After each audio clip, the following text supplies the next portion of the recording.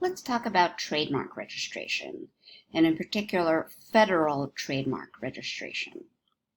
The first thing you should think about and know is that the key register you want to be on is the so-called principal, i.e. main register. There's a separate supplemental register for marks that are merely descriptive, don't actually serve to identify a trademark, but that's not the one you want to be on.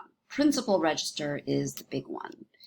So the next question is whether you have to register. The short answer is no.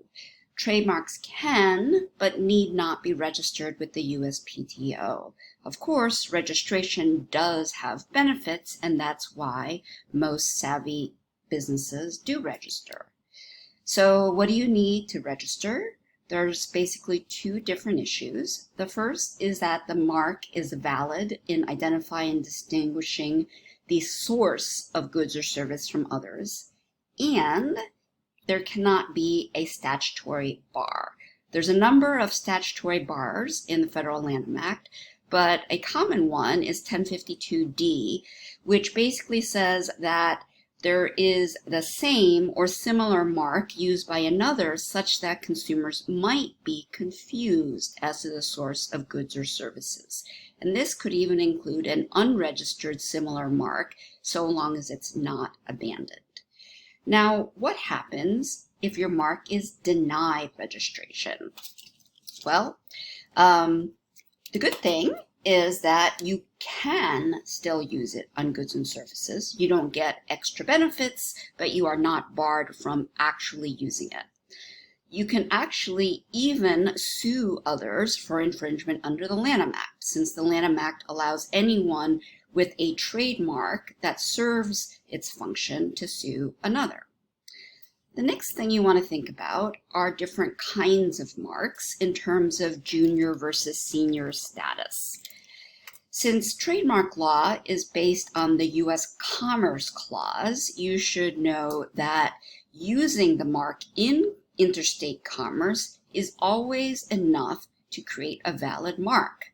And the senior mark is basically just the first user in commerce, without regard to whether or not it was federally registered.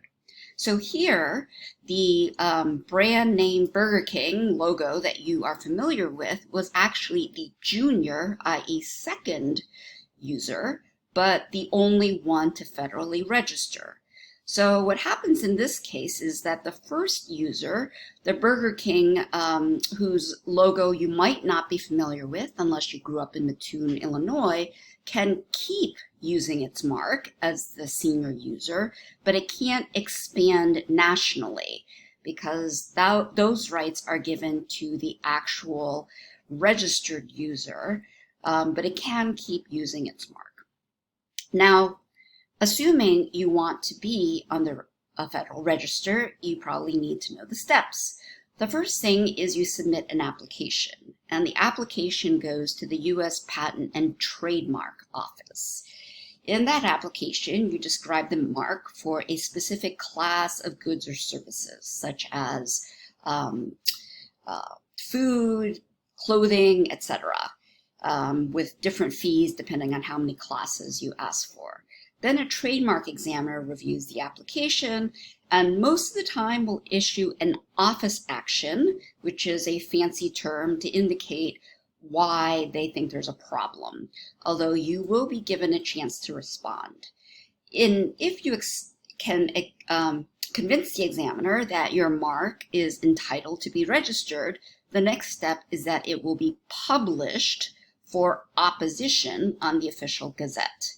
So opposition means what it sounds like. Someone else can oppose your registration.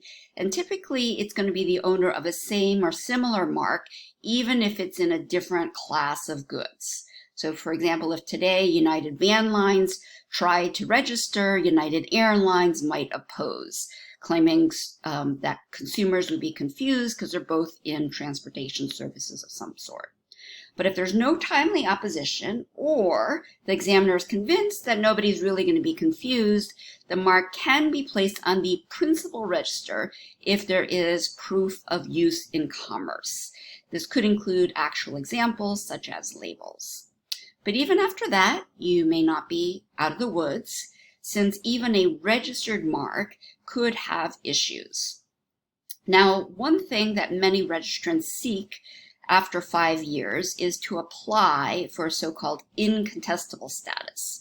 But word of warning is that this is actually a misnomer. It sounds like the mark can't be contested at all, but actually it only eliminates one possible challenge to the mark, and that is that the mark is descriptive without secondary meaning. All other bases for challenging the mark still exist. In addition, any mark could be subject to cancellation. So in other words, it could get kicked off the principal register even though you went on all the right steps. So the normal time period is 5 years after you've been on the principal register. Anyone who thinks that your registered mark harms them can file for cancellation.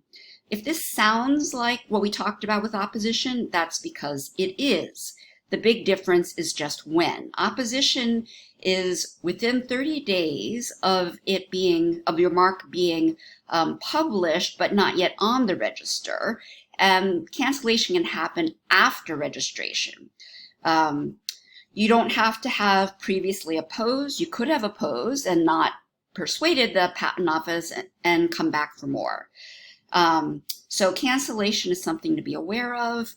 And most importantly, even after 5 years, any mark could be kicked off if it fails to be a valid trademark. And the most fundamental problem is that if it becomes generic, i.e. the name for an entire class.